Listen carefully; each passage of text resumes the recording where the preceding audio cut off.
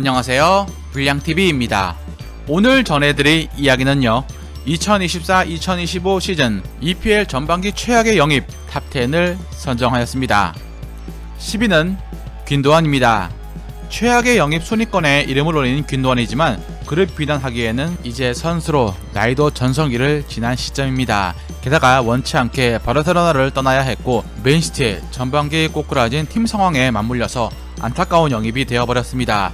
귄도안을 데려오더라도 한 명의 추가적인 수비형 미드필더를 더 데려왔어야 했죠. 귄도안을 내보내고 다니 올모를 바르셀로나 선수로 등록하려 했던 계획은 실패로 돌아가자 바르셀로나 구단은 두 선수를 모두 잃게 되었습니다. 10라운드부터 맨시티가 리그 4번 연속으로 패배했을 때 중앙 미드필더로 참가했고 리그 6패째를 기록하자 과르디올라 감독은 귄도안을 마침내 벤치로 내리고 코바치치를 수비형 미드필더로 기용했습니다. 바르셀로나에서 뛰었을 당시 혹사당하고 돌아와 고된 3선 자리를 소화해야 했으니 이젠 쉴 시간입니다. 9위는 벤 브레레톤 디아스. 2023년 비아레알로 이적했던 브레레톤 디아스. 2023-2024 시즌 비아레알에서 전반기 300분도 안되는 시간밖에 못 뛰었던 그가 잉글랜드 셰필드 유나이티드로 임대를 가자 완전히 바뀌어서 이적설이 시즌이 끝나자마자 나왔습니다. 셰필드는 EPL 역사상 한 시즌 최다 실점을 기록해도 브레레톤 본인은 14경기 6골 1도의 빼어난 활약으로 팀 공격을 주도했습니다. 사우스햄튼이 그를 128억에 영입했지만 10경기 동안 공격 포인트 0을 기록합니다. 사우스햄튼이 처음엔 선발로 썼지만 팀이 개막 후 9경기 동안 1승도 거두지 못하자 브레레톤은 후보로 강등되었고 카메론 아처에게 자리를 내줍니다. 16라운드부터는 아예 벤치에도 제외되었죠. 8위는 칼라피오리입니다. 이탈리아 리그에서 EPL로 넘어오면서 적응기인 칼라피오리는 좀 더 지켜봐야 하는 선수긴 하지만 전반기에서 그가 보여준 모습은 아쉽습니다. 센터백에서 자신의 장점을 더 많이 보여주는 유형인 그가 풀백 수비를 맡게 되면서 단점들이 너무나 많이 드러난 것입니다. 센터백은 이미 마갈량이스와 살리바가 확고하게 버티고 있어 들어갈 공간이 없어 풀백에 있지만 공격은 나쁘지 않지만 수비 쪽에서 낮은 무게 중심을 가지고 들어오는 공격수를 막지는 못하는 약점이 나타났습니다. 그리고 18살의 루이스 스켈리가 상상 이상으로 주전 경쟁까지 할 정도로 폭풍 성장해 칼라피오리 자리를 위협 중입니다. 센터백과 풀백을 모두 볼 수 있지만 센터백의 주 포지션인 그는 이적료 값을 생각하면 후반기에 반등이 반드시 필요해 보입니다. 7위는 키에사입니다. 유로 2020에서 이탈리아의 우승을 이끌며 이태리 돌격대장으로 한때 1000억 이상의 가치를 인정받은 페데리코 키에사. 하지만 키에사는 2021-2022 시즌 십자인대의 파열 부상을 당하면서 폼이 하향세를 걷기 시작했고 결국 계약 기간 1년을 남긴 시점에 리버풀 이적을 선택합니다. 이적료는 200억도 안되는 저렴한 가격이었죠. 결과는 대실패. AC 밀란을 상대로 데뷔전을 치렀지만 공식전 3경기 만에 부상으로 쓰러졌습니다. 명단에도 계속 제외되었죠. 슬롯 감독에게 외면된 키에사는 영입된 지 반년 만에 방출설이 흘러나왔습니다. 여기에 리버풀 윙어들의 폼이 올라와서 키에사는 더더욱 입지를 잃게 되었습니다.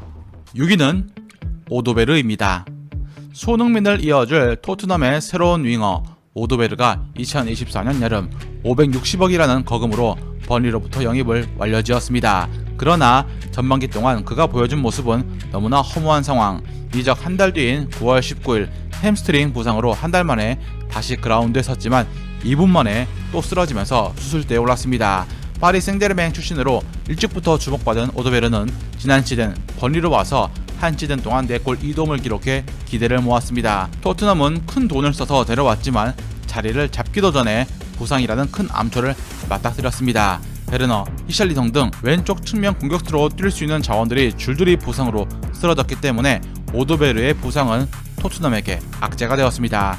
존슨의 새로운 경쟁자로 데려온 멀티자원 오도베르는 전반기 뛴 시간이 불과 162분. 나이가 21살로 어려 기회는 오겠지만 토트넘 팬들은 솔로몬의 모습이 언뜻 보여 불안해하고 있습니다.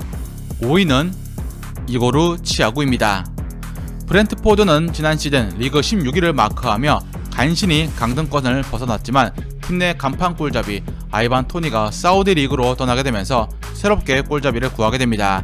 타겟이 되는 것은 벨기에 리그에서 전치된 29골 6도움을 올린 이고르 치아구였죠. 브렌트포드는 구단 역대 최고액인 538억을 질러서 그를 영입한 데 성공합니다. 큰 무대에서 증명을 준비한 그였지만 반월판 연골 부상으로 그는 11월 중순까지 그라운드에 서지 못했죠. 12라운드가 돼서야 첫 EPL 데뷔를 치른 그는 다시 한 달도 안 되어서 또 부상을 당하고 말았습니다. 이번엔 관절 쪽 문제였죠. 그렇게 전반기 그는 부상으로 단 4경기 출장 시간 130분으로 마무리했습니다. 4위는 듀스버리 홀입니다. 많은 선수들을 최근 사들였던 첼시는 영입 선수들에 비해서 실패한 선수들이 수두룩합니다. 그중 올여름 2부 리그 레이스터시티에서 뛰었던 듀스버리 홀에게 526억을 베팅해서 데려왔습니다. 지난 시즌 12골 14도움을 기록해서 레스터 감독이던 마레스코와 함께 동반 첼시로 이적을 해왔죠. 그가 뛴 전반기 리그 출장 시간은 불과 55분. 오히려 유로파 컨퍼런스에서 뛴 시간이 10배 가까이 더 많고 2골과 1도움을 기록하기도 했습니다. 리그 활약성은 너무나 실망적이지만 좀 더 지켜보는 이유이기도 합니다. 마레스카 감독의 레스터 시절 핵심이긴 했지만 마레스카의 요구한 선수가 아니었기에 더욱 안타깝습니다. 3위는 미겔 메리노입니다. 2년 연속 프리미어리그 준우승을 했던 아스날이 우승을 위해 칼을 빼들었습니다. 2024년 여름 스페인의 유로 2024 우승의 주역인 메리노를 레알 소시에다드로부터 477억을 지불해가며 그를 데려온 것입니다. 탁월한 수비 능력과 189cm의 뛰어난 피지컬, 다양한 포지션을 소화할 수 있는 멀티성까지 속도가 느린 것만 빼면 무난한 선수였습니다. 중원의 주전인 데클란 라이스, 웨데고르 조합에 더해 메리노가 합류하면서 깊이가 더해질 것으로 봤습니다. 웨데고르와 이미 스페인 무대에서 듀오로 합을 맞춰본 경험이 있기 때문이죠. 그러나 어깨 부상으로 오랜 시간 경기에 나오지 못했을 뿐더러 나왔을 땐 과거 뉴캐슬 소속으로 어리버리했던 그때 모습이 다시 나와 팀에 녹아들지 못했습니다. 가장 큰 것이 장점이라고 봤던 수비가 상대의 좌우 전환의 움직임이 한 템포씩 늦어진다는 것입니다. 제2의 자카가 될지 좀 더 그의 리그 적응을 기다려봐야 할 것입니다. 2위는 은케티아입니다. 아스날은 지난 여름 이적 시장에서 무려 1,560억이라는 엄청난 매각 수익을 올렸습니다. 그중 552억에 크리스탈 팰리스로 이적시킨 은케티아. 줄곧 아스날에서 백업에 머물렀던 은케티아는 마침내 팰리스로 이적 후 주전 공격수로 자리를 잡나 싶었지만 리그 13경기 도움 1개뿐이었습니다. 그나마 컵 대회 2골이 전반기 시즌 전체 골이었죠. 초반 폼만 좋았을 뿐이었습니다. 무득점 기간이 길어지자 팰리스의 글라스너 감독은 그를 벤치로 내리고 13라운드부터 사르와 에제를 2선에 배치했습니다. 552억을 주고 산 선수가 11월부터 계속 교체 선수로 전락한 것입니다. 팰리스 공격진에서 카마다 다이치를 제치고 올 시즌 영입 최악의 선수가 되었습니다. 대망의 1위는 지르크지입니다. 맨유의 올여름 이적시장 실패 여부는 지르크지를 빼고 없다 봐야 할 것입니다. 우가르테는 700억이 넘는 이적료가 있긴 하지만 예스승을 만나서 살아나고 있고 리우트는 이름값에 비해 아쉬워도 눈에 띄게 못하는 건 아니었고 마즈라위는 성공적, 요로는 미래를 보고 사온 선수였습니다. 지르크지는 맨유가 볼로냐에게 허위 매물을 샀다 봐도 될 정도. 맨유는 전반기 동안 테나흐, 반니스텔루이, 아모림 3명의 감독이 팀을 맡아 경기를 치렀습니다. 그중 지르크지는 느린 속도와 불안정한 마무리 때문에 27경기 동안 4골 2도움에 그쳤습니다. 193cm의 거대한 키를 가지고 공중볼에 약점을 보이는 건 안타까울 정도. 게다가 신인 감독 아모린 감독 전술에 맞지 않는 것까지 겹치면서 포지션도 붕 떠버렸습니다.